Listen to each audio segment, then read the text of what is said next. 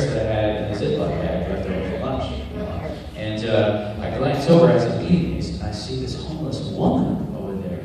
And I'm from Texas, and I don't know if it's different now, but where I was raised, it was like you respect women, and elders and stuff like that. So I went out to her, and I thought, I should give her something, And in LA, if you've been to LA, you have to pay for parking everywhere. And so I had these 2 cup holders, and they're just filled with quarters, right? And I was like, I'm going to give her these quarters.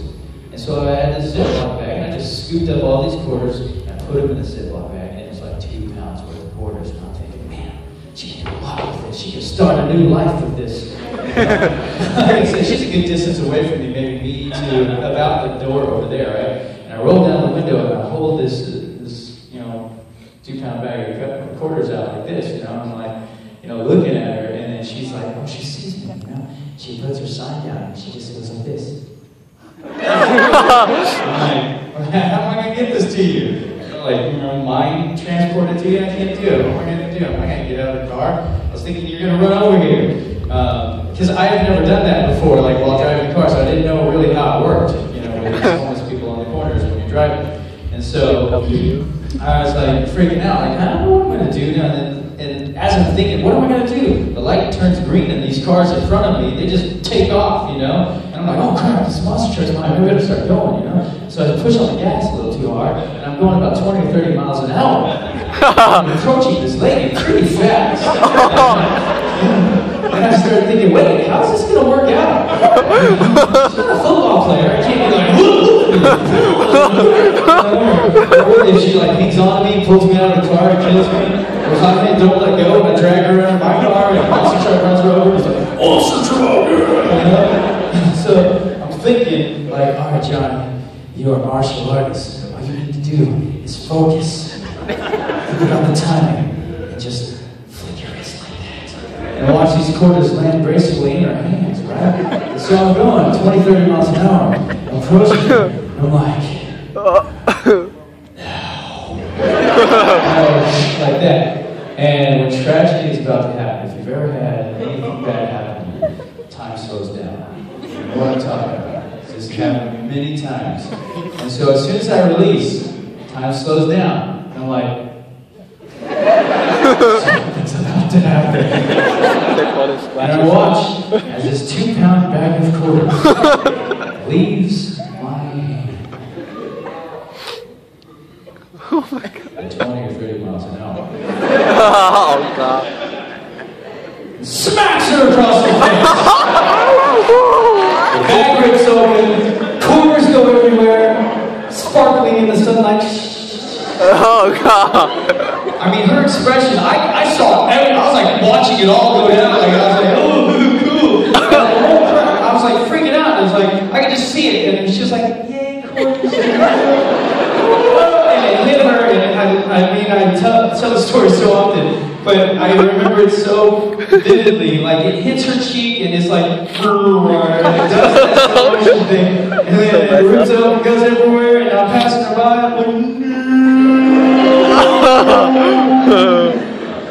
I'm going so fast that all I can do is turn and I'm squealing around the corner and I know anybody else, if anybody's around, was whoa, did you guys see that? He just killed her! Let's get away! It's a hit and run!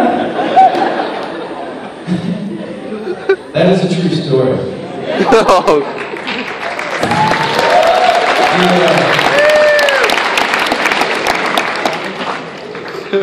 There's a lesson to be learned. Don't give homeless people money, especially while driving your car. But before that day, this is all a true story. Before that day, there was always a homeless person standing there begging for money. After that day, never again. I try to buy there all the time, and I'm why are they not here anymore?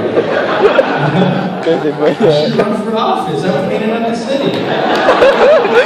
They were did you have this? She's dead! Somebody in the corner said this. Did you think of a question? Yes. Sorry. Hey, if she picked them all up, she could start a new life.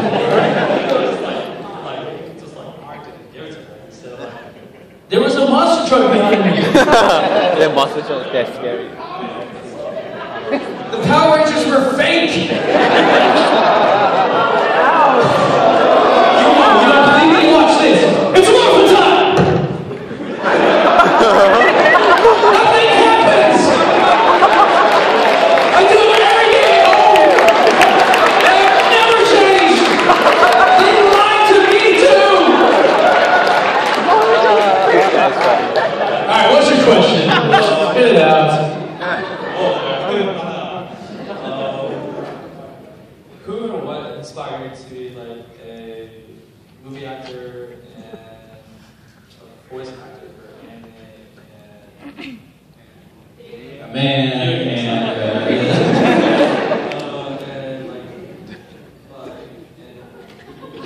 think about like the transition like through those from doing like on camera to voiceover? yes. That's a lot, but let me try to answer some of it. On camera, when I was growing up, I was a martial artist, I already told you, well, I still am, but I was a big fan of Bruce Lee, Jackie Chan, Billy Chan, Sammo, Gyumbyo, and all these Kung Fu guys, when I was growing up. I watched Kung Fu theater with my brother all the time. And I wanted to be an action star. And so that's kind of what got me, hoping and dreaming was from watching those guys. And those were my inspirations for that. As far as voiceover, I fell into it. Voiceover, I did this independent film with the stunt guys that were working on Power Rangers. And they were all Japanese guys, or most of them were, the ones that were at least doing the film. And we did this indie film called Wicked Game. I think it might be Extreme Heist here. And it's just an action film. If you're going to look at it for like the acting, forget about it. But it was a decent action film. A lot of great action. Did a lot of stunts. I did a car hit. They're like, hey, this car's going to go about 20 miles an hour. You want to get hit by it? I said, sure. and I had plenty of stories where I almost died on that one. But anyway, so I did that film. The camera was in Japanese, but the sound guys weren't Japanese, and so they didn't really get the sound out of the camera properly. So at the end of the day, when it was all edited, all we had was throughout the whole thing. So I had to go dub myself, And as I was dubbing it, one of the producers was there, and he heard me, doing the voiceover for it, and he said, "Wow, you sound like you have a good hero voice." I was like, "Oh, thanks." I didn't know that meant, because I was playing a hero. I was like, "Okay, well, I guess that's appropriate then." And eventually he told me that he wants me to come audition for some anime. And I was like, "Yeah, cool," because I needed a job. And so I went in and they showed me this clip, and they showed it to me dubbed, and then they showed it to me in Japanese, and then they said, "Can you do something like the Japanese?" And I said, "Oh yeah, give it a shot." So I did, and I got the part for Bash and Tribe. And that was the first thing I did anime. It was a great experience. It was a fun project to work on. So that was it. I just fell into it, That was a transition from one to the other. I think I answered your question appropriately. And very well. Yes, I am still talking to you. You're not vanished. You're not a ninja. I am. It's kind of creepy when you whisper it like that, I guess. You may leave now. Good question.